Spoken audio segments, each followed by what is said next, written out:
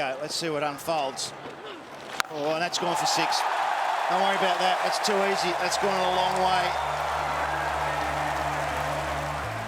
It was an interesting culture. I remember every year for the first sort of 3 or 4 years, they always had these predictions, and we were always last. Every year they'd predict us to be last. They'd call us the Dad's Army. Justin Langer had this thing that experience was going to be key for T20 cricket, and our first 3 or 4 years, or even longer than that, 5 or 6 years, proved that was actually right. We went for experience. We had guys like Paul Collingwood, Ian Bell, Herschel Gibbs, Alfonso Thomas, Yasser Arafat. These guys who had played lots of T20 cricket around the world, but not necessarily the big name players that other teams went for. And for young guys like myself, and Ashton Turner, Ashton Agar, Cam Bancroft, to learn off those guys, it was such a great team to be involved in. Hoggy, Mitchell Johnson, there's so much experience there that we all learnt off, and I think you look back to like the games that we won, the finals that we won, the semi-finals that we won, they're all such close games, and everyone talks about like moments in T20 cricket. Well, I think that we relied heavily on our experienced players in those moments, and the stats probably back that up as well. So it was such a great environment, playing at the Furnace in front of crowds.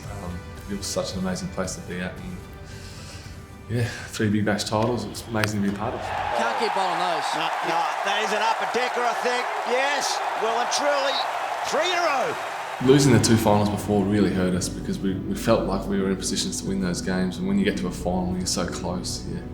You just want to win it, and they were both home finals, so losing in front of your crowd, you feel that sense of responsibility to win finals for them, not just yourself.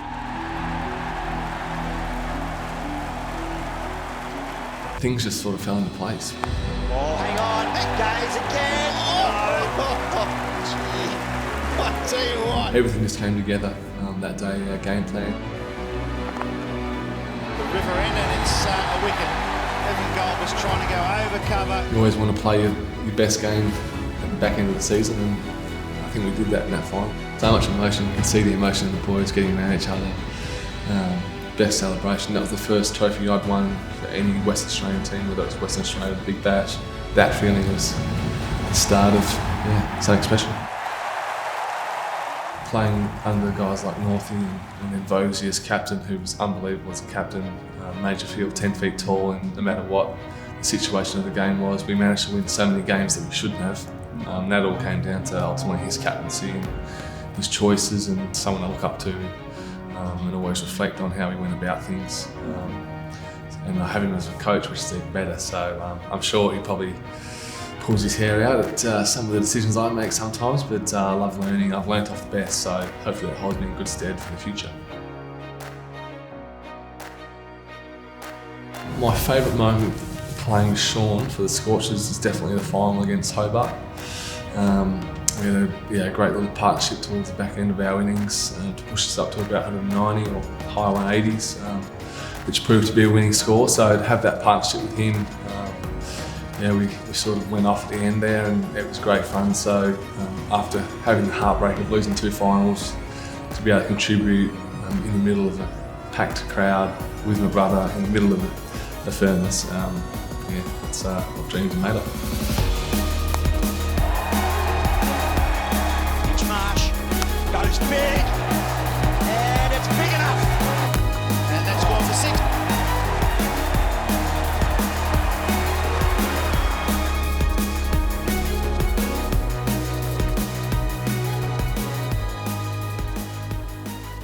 My nan and pop, both my nans and my pop sit in the exact same seat. Mum sits in the same seats. I guess it's just something that our family have always done. It even gets to the point sometimes where if I'm batting or Sean's batting, they can't go to the toilet. They're superstitious, so if they get out of their seat, we'll get out. And I think it's probably happened once or twice before. So you'll see nan and pop or mum or my sister or whoever's there from our family sitting there bussing to go to the toilet while we're batting. So it's one of those weird cricket superstitions, but got great family support and feel very lucky to have them here all the time. And he hits it long and high, straight back over the bowler's head. Wow, what a shot from Mitchell Marsh. You hear a lot of sportsmen talking about, especially AFL footballers, being one club players. It's ultimately my goal. I'm a very proud West Australian. You could say that it has had a lot to do with us being very successful over a long period of time, but it's probably more than that. I like playing in front of the West Australian crowds, the best fans in Australia for the whole Big Bash, and I just love playing at home.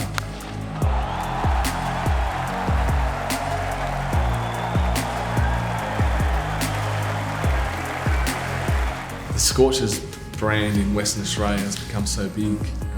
You see it every game, after every game when we're signing our autographs. Kids just love doing that after the games and hang around. And we absolutely love doing it. We have such great fans who are so loyal to us that we love giving the kids the autographs. And that certainly was me back in the day.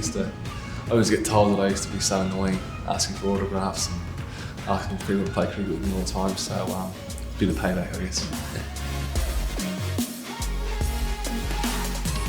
The nickname Bison originated in Zimbabwe.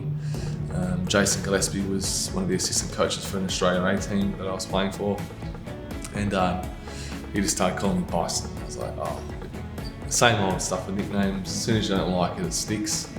But the reason he started calling me that is because on average a bison has a 200 kilo head.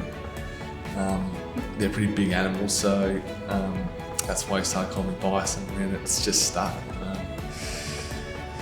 All the boys got onto it, and it's everywhere I go I get called Bison. Got out of control at one stage there, but I think it's in proportion, That's what I always thought. Anyway, it's kind of stuck, so it's Bison, now it's Bice.